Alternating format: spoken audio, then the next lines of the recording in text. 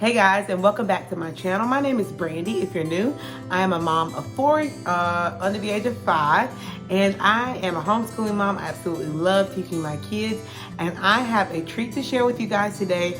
It is a new book series that I discovered for my kids who are 4 and 5 years old, read aloud, and I'm so excited to share it with you because we just finished our first book.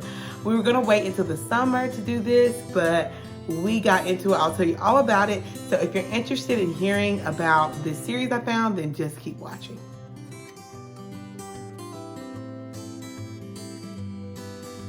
Okay guys, so basically I told you guys in a couple of videos ago when I did my Amazon haul about this book, Dory Fantasmagory. It is a fantastic book series that I have discovered. I can't remember which mom here on YouTube recommended it. Last year we tried some of the Roald Dahl read alouds, and my 5-year-old loved them. James and the Giant Peach, Charlie and the Chocolate Factory, and so on. But I just found that the reading level was a little bit too high for where she was last year. She was 4 years old at the time. So I've really been looking for some good read aloud series. All my kids' lives, I have checked out books from the library. One thing I want to start off by saying is, I find that a lot of people underestimate what their kids are capable of. And I think because I used to be an ESL teacher and teach kids in China, I have a very different perspective of what children are capable of. Those kids are so advanced and so incredible. So many of my students were. And so that kind of shed light for me. You know, most children, their brains are developed by the age of 3. And so much can be done in that time. There's a critical window when they are younger than 6 years old where their brains are literally like a sponge for language acquisition. So many of the Chinese parents would get their kids into my class when they would be 4 years old, 5 years old, and they would be fluent in English, like completely fluent. It was amazing. And so even though my children, so when my children were like 2, 3 years old, I would pick out from the library very long picture books. I never did chapter books when they were younger. But I just want to encourage you to read to your kids and read books that are challenging. Don't just read the board books unless you have a baby. After 2 years old and your child is really acquiring language, you know, English, they have so much capability during that time. And so what I want to just encourage you to do is get books from the library that are longer. Even if your child gets up and starts running around and is not focused, read anyway. Continue to read, because a lot of times we think our kids are not listening, and they are. Encourage them to paint, to draw, to do something else, to keep their hands busy, and to listen. And I have found that because of that, even though my twins are 4 years old and my oldest is 5 years old, this chapter book was no problem for them to sit there and listen to. So I want to get into the book now. This is called Dory Fantasmagory. It's about a little girl. Her siblings hate her, basically. She's the youngest sister. She's the annoying little sister. And so as a coping mechanism, she makes up all these imaginary friends. And the book is so wonderful because it is absolutely fantastic. First of all, the author, I would not be surprised if the author was a 6-year-old child. I mean, that's how good this author is at relating to children. Dory gets in trouble for the same things my kids get in trouble for. They call her rascal in the book, and she is such a rascal. She's into everything. She's creative, she's imaginative, she's hilariously funny.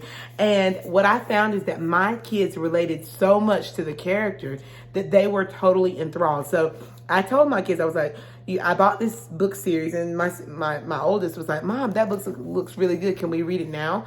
And I was like, well, it's really for the summer, but I guess we can just check it out. I started reading the first chapter. They did not want me to stop. I kept trying to stop and saying, okay, that's enough. And they did not want to stop. There are such cute, funny illustrations on almost every single page. My kids were totally absorbed into this book, to the point where the very first night we finished 50 pages. The second night we finished the book.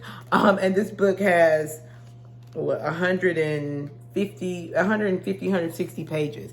So we finished this book in 2 days. That's how desperate my kids were to continue reading it.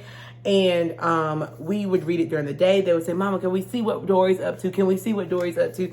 Like, I'm so grateful to this author, Abby Hanlon. She is totally amazing. Her imagination is absolutely astounding. She has inspired me so much, the way that she has been able to get into the mind of a child. And I've never seen a set of books that related so well to children. You know, like when I was a kid, I read Harry and what is it called? Harry Potter. I don't know why I couldn't think of the name. Harry Potter and all those books when I was a kid. And although they were very wonderful and magical, they weren't really relatable in any way. This book is totally relatable because your children can see themselves in the main character, Rascal. Even if your child is not necessarily a rascal, there are so many different aspects of Rascal's personality and the characters that she creates that are relatable to children. I cannot recommend it enough, and I highly doubt there will be a child out there that does not love this book and that is not entertained by this book.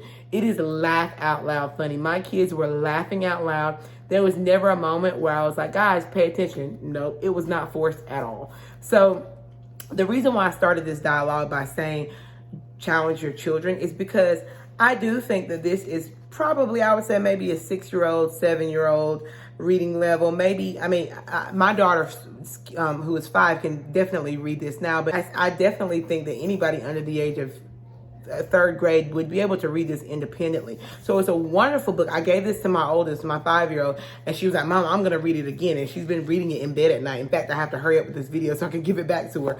But we're already on the 2nd book. And what I love about it is the relatability, the illustrations, it is on the back. It says perfection of tone, plot, pacing, art, you name it. In a word, fantastico.